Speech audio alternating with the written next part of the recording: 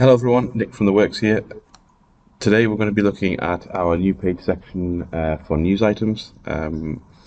More specifically, we're going to go through how you create a news item, how you then put that as a page section on your Office page, and just some of the parameters that you're working with when you're creating this particular page section. So I'm just going to go into the Umbraco CMS system first of all, just go through how you would create your news section on your Office. As you can see at the moment, I have got one set up in the test office, which is just, I've copied three different news items which have just been simply created, but I'll go through that just a tick. So the first initial port of call is you need to create the news section within your Office. So you would right click on your Office and create, and you can see we've got the news section sitting in there, which ties in with what I've already got in here. So you click that and that will create your news section. When you've got your news section created, it gives you the opportunity to add news items, as you can see. So very simple process with a news item. I'll just show you this one as an example. So the news items themselves have the post date and unpublished date. We have an author. We have a page header image. We have the content section of the news item, which we'd need to fill in, so title and content of that. You have the page image, and you have, if you're going to show us an overview, you can show an overview on there, which will show the text on the card as you do the overview. And you can also add a call to action button if needs be.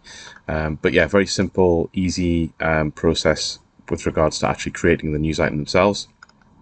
So once you've got that items saved, it will show up in your news section under offices. At the moment, I've basically copied the same item 3 times just to show you the difference. So once we've got our news created, we then use a page section under the Office. So under this section, I've used Office GP, but it's basically you would go into sections as normal, either under your Office, press create, and you can see there's a news item section just sitting on the page section menu there, and you click on that as I've done here. I've titled it News Update. I haven't filled any content on it, so you can actually put a title and content on this on the page section as well.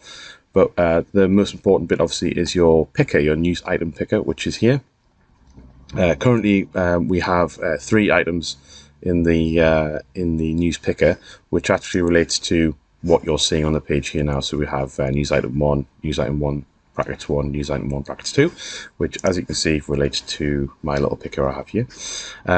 If I was to change that, because what does happen is the page section slightly alters depending on how many news items you have. As I mentioned, you can go from 1 to 3.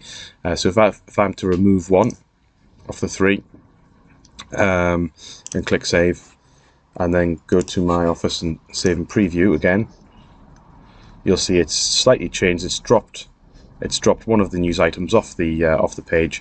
It's created the image on the secondary news item as it's got more space. So it has slightly changed the page section. It does that automatically for you. You don't need to change anything on there.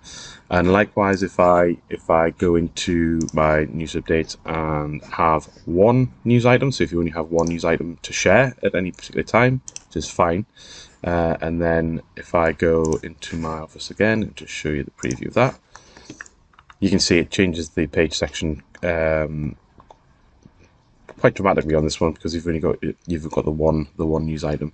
So it shows the text, it shows the image, it adds a little bit of border to the image. So yes, it does automatically change the page section depending on how many you've got. So as I mentioned, it's 1 to 3, so maximum 3 news items at any one time.